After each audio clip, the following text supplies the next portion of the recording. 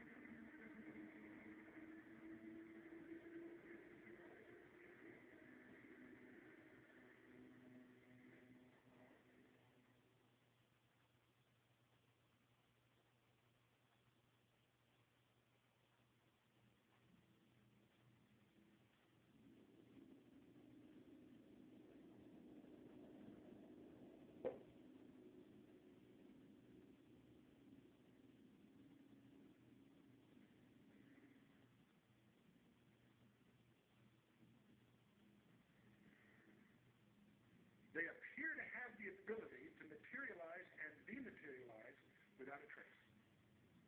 One of the great mysteries of the UFOs isn't seeing them, is trying to figure out where are they when you don't see them. Some people say, well, there's another galaxy. Most physicists will debunk that for lots of reasons. They seem to pose that way, but for lots of, if there are that many coming from the galaxy, you think you'd sense the traffic.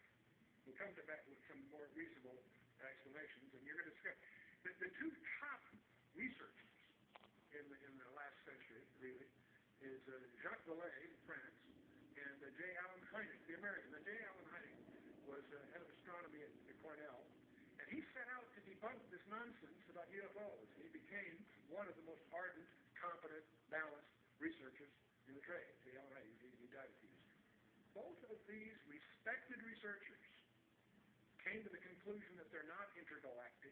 Lots of physics, there are a lot of physics rebuttals to that conjecture. They both argued that these things are demonic. Their term. They've written many, many books. You can check them out. These are not religious people. They're not people with any kind of personal agenda. But they came to the conclusion that these things, on the one hand, and by the way, we take for granted that we strip away the nonsense and the hoaxes, put that aside. There's tens of thousands of files you have to walk through. When you cut through all that, there's still a core group, a substantial core group of real events that need explanation. And so on the one hand, they exhibit physical properties on the one hand. On the other hand, they also violate all physical laws. And so the conclusion that both J. Allen Hynek and Jacques Vallée and others have come to is that they're hyperdimensional, that somehow they come from another dimension periodically.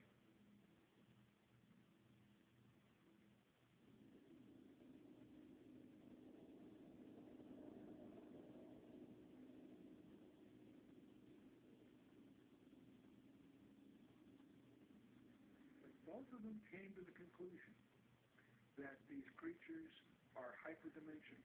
They're not from some other galaxy. They also both concluded they're hostile because they pretend to be something they're not.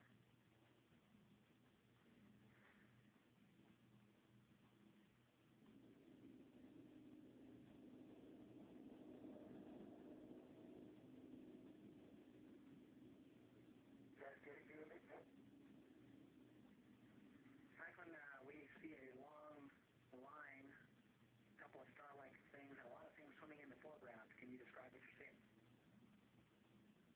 Well, the long line is a tether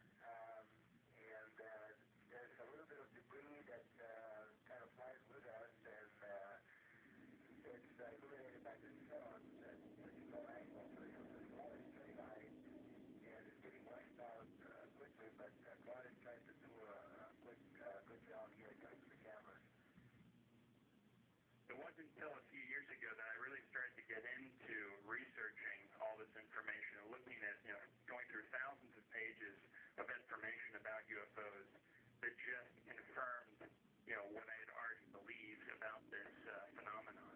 That I believe the evidence clearly points that they are, in fact, demons. And there are others, Brother Michael, who are now beginning to believe that as well. So you're not out there all by yourself anymore. So these demons would make them then spiritual phenomenon. I would take it, right? Yeah, I think when you look at it, there's certain characteristics that everyone will agree has been seen and demonstrated also by these UFOs, such as they penetrate the ground, they penetrate water, they disappear in front of people, they appear right in front of people. One person will see a UFO, and the person next to them will not see the UFO. They change colors, sometimes only when accelerating. They change shape, they change size. Many people have made the comment that they seem like they're alive almost. And so these are all characteristics of something that's not a physical or material being or construction. It's got to be something that's a spiritual phenomenon with those kinds of characteristics.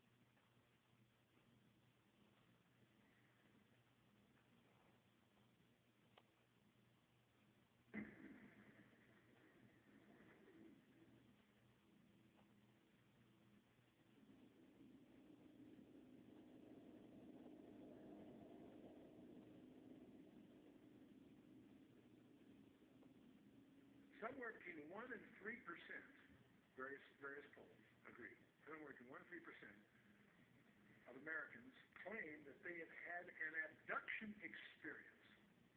That's over 5 million people, or in that neighborhood. Not a few thousand deranged people, not a few, disaffected. This is, we'll talk a little more about this. This is a very, very disturbing phenomenon in the counseling profession. Now, part of the problem with the UFOs is they have some paradoxical behavior. On the one hand, they're seen by multiple competent witnesses. They are plotted on radar, sometimes multiple radars simultaneously. They leave tangible traces on the ground, sometimes radiation, evidence of burning, and other things. So they are apparently real in the sense of being physical, on the one hand. There are photographs. Sometimes they show up on photographs, sometimes they don't. But here's the problem. While they seem to be tangible on the one hand, they exhibit behavior that can't possibly be physical. They can go in excess of 6,000 miles per hour without side moons. What on earth does that mean? I'd like to know how they do that trick. They've been plotted making right-angle turns at over 16,000 miles an hour. That defies the laws of physics. That's now perhaps the most disturbing thing of all. They appear to have the ability to materialize and dematerialize without a trace. In his book, Secrets of the UFOs, ufologist Don Elkins made the following observation. I have found that some people can achieve the contact phenomenon simply by being hypnotized, and the same general message permeates over 90% of the millions of words received by thousands of people around the world.